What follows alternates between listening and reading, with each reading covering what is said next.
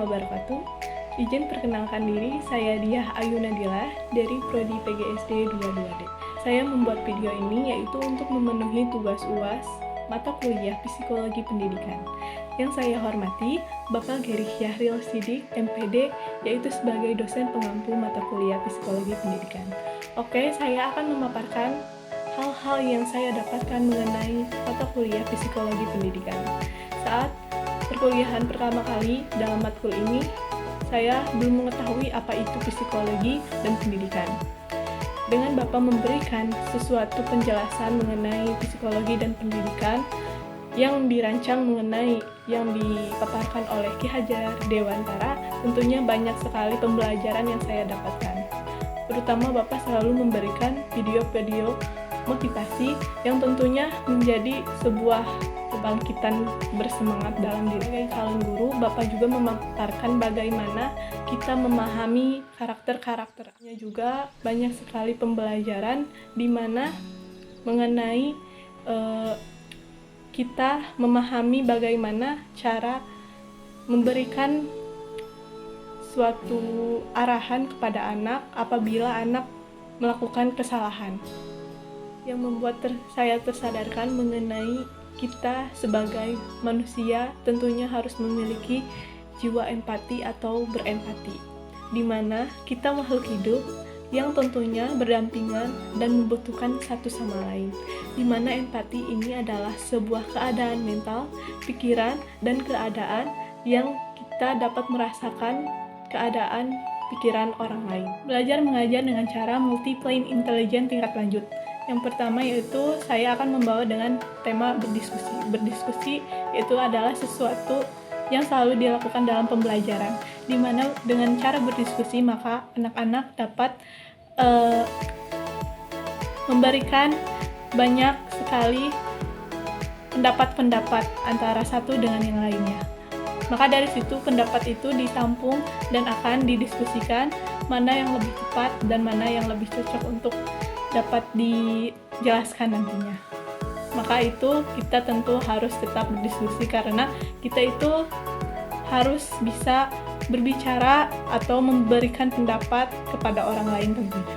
Itu juga kita dapat menerapkan mengenai pembelajaran multi-learning, di mana dengan memberikan sebuah objek video dengan cerita kehidupan, motivasi atau cerita pembelajaran atau pendidikan tentunya, dan juga kisah-kisah cerita pendek, dan kita tayangkan di depan kelas kepada anak-anak murid gitu. Nanti kita memberikan leluasa kepada mereka apa yang mereka dapatkan mengenai video tersebut, dan mereka akan memberikan dan menjelaskan apa makna yang terkandung dari video yang sudah ditayangkan. Dan itu adalah sebuah pembelajaran yang tentu menjadi di ruang kelas tidak terlalu boring dan asik tentunya. Selain diskusi juga kita memberikan pembelajaran dengan menganalogikan dan mengidentifikasi dengan cara memberikan objek, suatu objek, dan mereka harus mengidentifikasi dan menganalogikan objek tersebut dengan cara berdiskusi.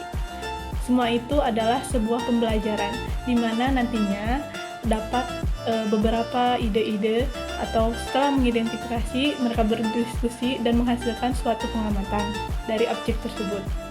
Itu adalah sebuah pembelajaran yang selalu ditekankan dalam pembelajaran di Indonesia tentunya.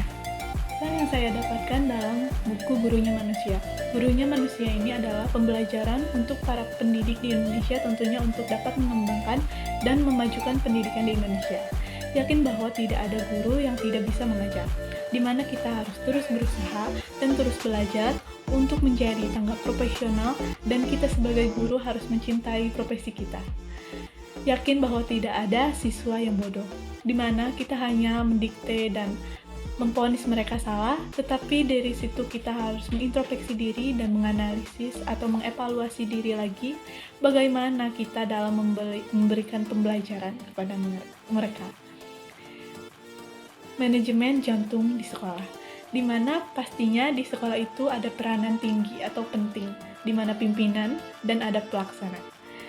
Guru adalah manusia pembelajar, di mana frekuensi waktu belajar guru, disitulah terlihat kualitas guru.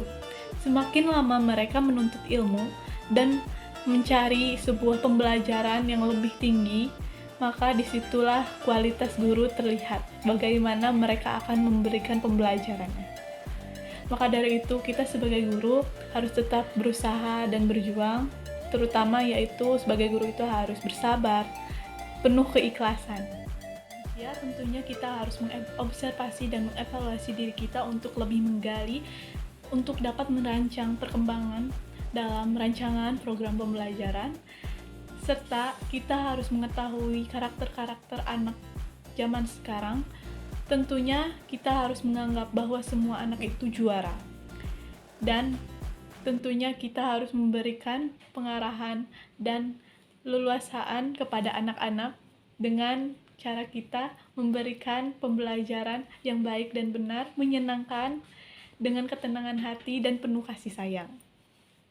Kesan yang saya dapatkan dalam buku Teach Like Finland, Mengajar Seperti Finlandia, menegaskan bahwa seorang tenaga pendidik tentunya bukan ayal sebagai yang berbeda, atau disebut dengan superhuman. Tetapi di sini kita itu harus bersikap sebagai super team, di mana dalam pembelajaran tentunya kita harus sebagai tim atau sebagai ketuanya, dan mereka anak-anak, dan dapat melancarkan sebuah pembelajaran dengan kita menggunakan ayalan kita sebuah super team. Sekian video yang dapat saya sampaikan mengenai hal-hal yang saya dapatkan dalam mata kuliah Psikologi Pendidikan, dan juga makna yang saya dapatkan mengenai buku Teach Like Finland dan Gurunya Manusia.